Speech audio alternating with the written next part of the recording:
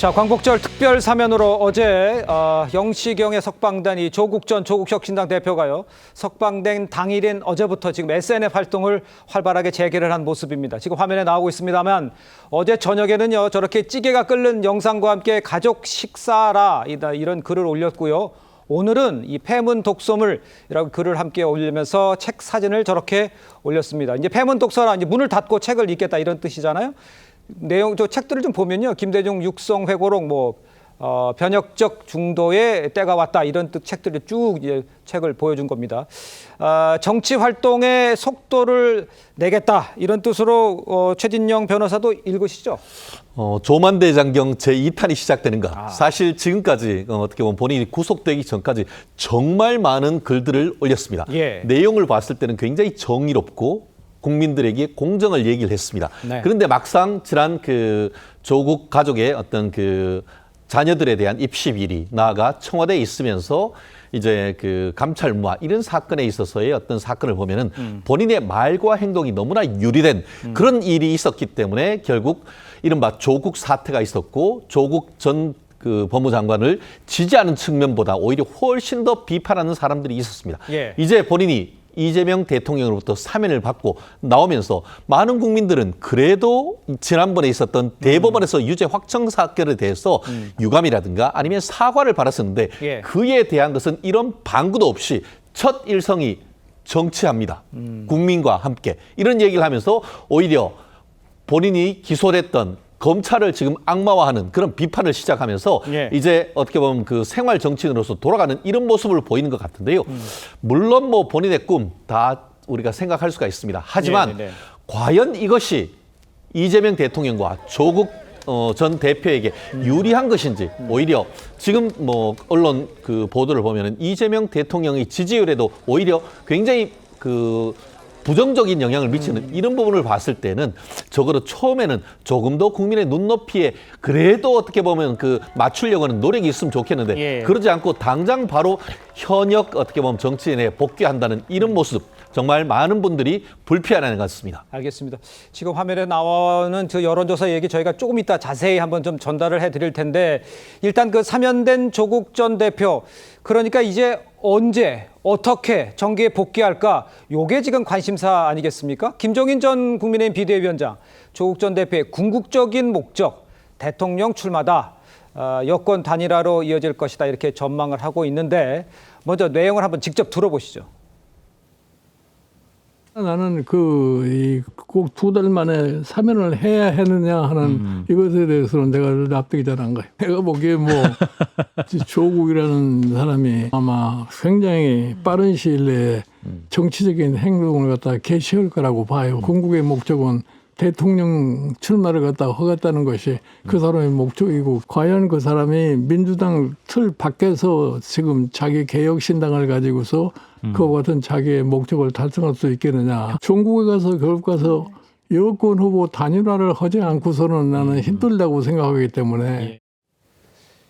지금 직접 들어보셨습니다만 김종인 전 비대위원장은 조 전 대표의 목적 대통령 출마다 이렇게 진단을 했지만 일각에서는 조 전 대표가 지방선거 또 아니면 국회의원 보궐선거 먼저 이거로 후보로 나설 가능성에 지금 예상이 나오고 있는데 여러 가지 옵션들이 있어요. 교수님 보시기에는 어떤 스텝을 먼저 밟을 것 같아 보이세요? 일단 내년 6월 달에는 지방선거든 아니면 국회의원 보궐선거든 둘 중에 하나는 반드시 나간다. 저는 그렇게 봅니다. 네. 그렇게 생각할 수밖에 없는 이유가 조국 전 대표가 바로 사면돼서 놓은 날 바로 이 수감 현장에서 수감이 풀려난 현장에서 본인이 바로 빠른 시일 내에 정치 일선으로 복귀하겠다는 뜻을 분명히 밝혔거든요. 자, 그렇다고 한다면 향후 지금 예상되는 일정은 제가 생각했을 땐 그렇습니다. 일단 당장은 이 당으로 복귀하기보다는 당내에서의 지금 새로운 또 이 지금 당 대표를 뽑기 위한 일정이 지금 나름대로 마련되고 있다니까 그 텀 동안에는 전국을 돌면서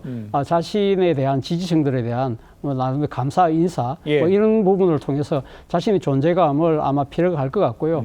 그리고 지금 조국 혁신당에서 새로 빠른 시일 내에 전당대회를 열어서 새로 당대표를 뽑는 상황이 된다고 한다면 거기 출마할 가능성이 높고 그렇게 해서 조국 혁신당의 대표로 다시 복귀를 하는 것이고요. 네네. 자, 그러면 문제는 이겁니다. 앞으로 가면 내년 6월 달에 이 지금 독자적인 행보를 할 것이냐, 그러니까요. 아니면 민주당과 함께 갈 것이냐 이 부분인데 제가 생각했을 때는 함께 갈 가능성이 저는 크지 않을까라는 생각이 듭니다. 그게 크다. 예, 제가 왜 그러냐면 그럼 합당이라는 얘기하시는 거예요? 그렇죠. 예. 합당 가능성이 저는 상당히 높다고 보는데요. 일단 이 지방선거든 그러니까 보궐선거든 예. 어쨌든 간에 지금 뭐 지방선거 같은 경우도 단체장 같은 경우는 사실상 소선거구제나 마찬가지잖아요. 네. 단 1등 한 사람을 뽑는 상황이기 때문에 이런 상황에서 조국혁신당하고 민주당이 각계약진을 할 경우에는요 상당한 타격이 생길 수 있어요. 소위 말하는 여권 지지층이 분열될 수 있기 때문에 네네. 그런 측면이 분명히 있는 것이고 본인 입장에서도 사실 지금 아까 김종인 위원장이 대선 출마가 궁극적인 목적이라고 그랬는데요.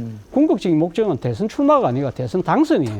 그렇기 때문에 대선 당선을 하기 위해서라도 본인 입장에서는 소위 말해서 호랑이 굴로 들어가야 호랑이를 잡을 수 있다는 생각도 분명히 할 거거든요. 예, 알겠습니다. 뭐 이런 부분들이 민주당의 이해관계하고도 좀 맞아떨어질 가능성이 높다. 정청래 대표 입장에서도 사실 지방선거 승리를 위해서는 조국혁신당하고 단일 정당으로 해서 단일 대우로 가는 것이 필요하다는 생각을 할 가능성이 높다는 겁니다. 예, 알겠습니다. 김준욱 대변인께 이렇게 여쭤볼게요. 뭐 부산시장을 하더니 뭐 시장으로 가면 아까 대권 행보하고는 조금 거리가 있을 수도 있다라는 얘기도 나오고 있지만 일단 민주당과 합당한다는 뜻은 이제 본인의 대통령 가는 길을 생각하는 거잖아요. 민주당 내에서는 어떻게 보세요? 이게 합당 관련해서는. 일단 뭐 민주당 내에서는 조국 혁신당과의 합당에 대해서 전혀 논의가 나온 바가 없다라고 아직은? 지금 선을 긋고 있습니다. 예. 물론 이제 개인적인 의견으로 조국 혁신당과의 합당을 주장하는 박지원 의원님 같이 말씀하시는 분들도 계실 수 있습니다만 지금 민주당이나 조국 혁신당 양당 모두 합당에 대해서는 너무 이른 얘기다라는 얘기들이 나오고 있고요. 예. 일단 뭐 그 좀 전에 차 교수님 말씀 주신 부분 대부분 동의합니다. 그러나 이제 그 중에서 아주 디테일한 부분이 하나 있는 것이 이제 작년 총선 같은 경우에는 협력적 이제 경쟁 관계 이렇게 얘기를 했었습니다. 그러면서 지민 비조라고 해서 지역구는 민주당, 비례는 조국혁신당 이렇게 얘기를 했는데 지방선거는 사실상 그게 불가능한 구조입니다. 그렇다면은 이 그 조국혁신당과 다른 곳이 아닌 호남 지역이 굉장히 큰 격전지가 될 가능성이 있는데 네네. 이 호남 지역에서 양당 어느 쪽이든 수성이나 혹은 선전하는 그런 이 과정들에서 경쟁은 불가피한 부분이 있고 예. 그런 경쟁 관계를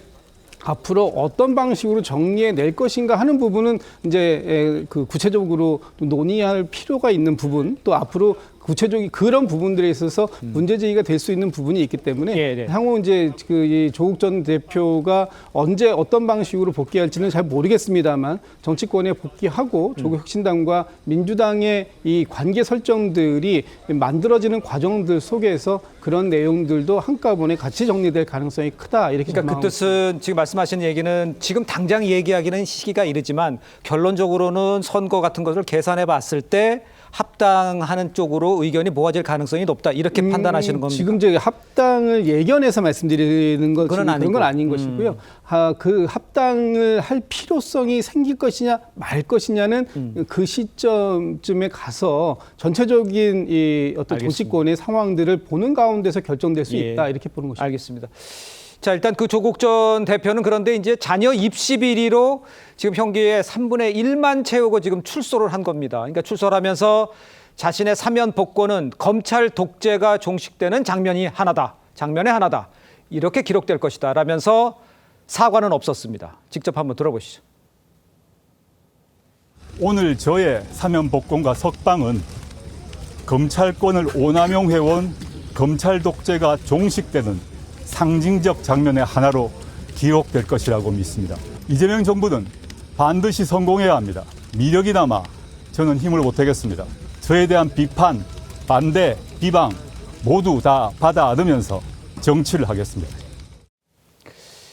자, 직접 들어보셨습니다만 조국 전 대표는 출소하면서 처음부터 끝까지 자신의 불법은 인정하지 않았습니다. 국민의힘에서는 조 전 대표를 향해서 파렴치의 극치다 이렇게 비판을 했고 사과도 없이 조 전 대표가 정계에 복귀한다면 그야말로 국민들만 상처받는 거 아니냐 이런 지적도 사실 나오고 있는데 최재형 변호사는 어떻게 평가하세요? 지금 똑같은 주장을 법원에서 했었습니다. 한마디로 검찰의 공소권 남용이고 검찰의 사냥의 피해자다라고 얘기를 했습니다. 네. 근데 그 말씀이 법원이 공감했다고 하면은 벌써 공소기각 판결을 통해서 무죄 판결 내의 취지에 나왔을 겁니다. 그렇지만 1심, 2심, 3심 전부 다 일관하여 단 한 번도 변함없이 예. 이 그 조국 전 대표에 대해서는 유죄 확정 판결이 있었고 그 또한 1심에서 3년 2개월, 토탈해서 거의 5년에 이르는 과정 동안 해서 예. 이게 그 빨리 다른 사람이었다면 그런 특혜가 없었죠. 그게 그 결국 재판이 늦어지면서 조국 당의 대표 나아가 국회의원까지 했던 사람입니다. 그런 사람이 지금 이제 그 광복절에 특별 사면을 되면서 국민에게 전혀 사과조차 없었다라는 것은 지금 본인은 검찰 독재가 종식되는 상징적 장면이라고 했는데 그러면은 말을 바꿔서 그럼 왜 사법부에 대해서는 그런 얘기하지 않죠? 사법부의 독재에 따른 그 사법부의 독재를 파괴했는 상징적 사건이라고 얘기를 해야 되는 건 아닙니까? 결국 대법원에서 판결했던 것에 대해서는 단 하나의 어떤 사실관계를 일일이 비판하지도 못하면서 그저 정치적 레토릭으로서 검찰 독재라 얘기하는 것은 사실관계를 굉장히 오도함으로써 자기의 정당성을 얘기하는 일방적 주장에 불과하다고 봅니다. 예, 그 이현정 의원님께서는 지금 말씀하신 대로 검찰 독재 종식 상징적 장면 여기에 동의하십니까? 상황을 어떻게 보세요? 동의하겠습니까? 그러니까 이게 지금 참 조국 사태라는 게 6년 동안 계속됐잖아요. 예. 사실 아마 많은 분들이 피해를 보셨을 겁니다. 그동안 사귀었던 친구들, 모임들 뭐 깨진 게 굉장히 많아요. 조국 사태로 인해서 사실 우리 사회를 반토막 나눠주는데 결정적인 장면이 바로 조국 사태였습니다. 네. 그런데 이제 법원이 판단을 했잖아요. 판단을 했으면 최소한 본인이 국민들에게 정말 사과하는 데 될 텐데 그러면 입시 부정을 없었다는 이야기인가요? 지금? 그러니까 본질적인 사안에 대해서 한마디 이야기를 하지 않습니다. 그래놓고 검찰권의 오남용이라고 하는 이야기예요. 뭘 오남용했다는 거죠? 그걸 이야기해야 될 거 아니에요? 자, 내가 이제 입시했는데 그거 아니다 사실이 그걸 이야기해야 될 텐데 법원 가서 인정을 못 받았지 않습니까? 예. 자, 그래 놔놓고 검찰권을 지금 오남용해서 뭐 정치 검찰을 없애겠다고 이야기를 하는데 예. 그래서 이렇게 되면 이제 우리나라 앞으로 대통령이 되는 코스는 이제 저쪽 의왕 쪽에 한번 다녀와야 대통령이 되는 게 아닌가라는 이런 나쁜 선례도 있고 예. 저는 조국 전 대표가 이렇게 희망을 갖는 것도 저는 이재명 대통령 효과라고 봅니다. 왜냐하면 결국은 5개 재판이 있었지만 다 그걸 물리치고 결국 대통령이 됐잖아요. 네네. 자기는 이제 사면까지 됐잖아요. 이제 아무것도 없는데 뭐 대통령이 왜 못 되겠습니까? 네. 그런데 정말 이렇게 돼버리면 그런 게 있습니다. 민주주의가 이제 붕괴하는 없어지는 가장 첫 번째 어떤 이 징조는 결국 사법권이 무너지는 겁니다. 예. 즉 국가 사법권이 무너지게 되면 이제 그 누구도 범죄를 저질러도 이 아무런 어떤 반성이나 아무런 사과하지 않아요. 계속 아니다고 이야기를 하면 네. 법원에서 나중에 대법원에 확정 판결되더라도 또 돌아와요. 네네. 지지자만 있으면. 그러니까 끊임없이 지지자들 활동을 하는 겁니다. 그러니까 그걸 통해서 계속적으로 뭔가 활동을 하게 되면 법원에 무슨 판결을 내려도 아무 상관이 없는 거 아니겠습니까? 예. 조국 전 대표가 뭐 책을 올렸던데 지금은 책을 읽지 마시고 본인 스스로를 좀 벽을 보시면서 반성하는 시간을 갖는 게 저는 가장 우선적으로 하셔야 될 일 아닌가. 그 책 속에 글자만 들어서 아무 소용 없습니다. 반성하지 않으면요. 알겠습니다.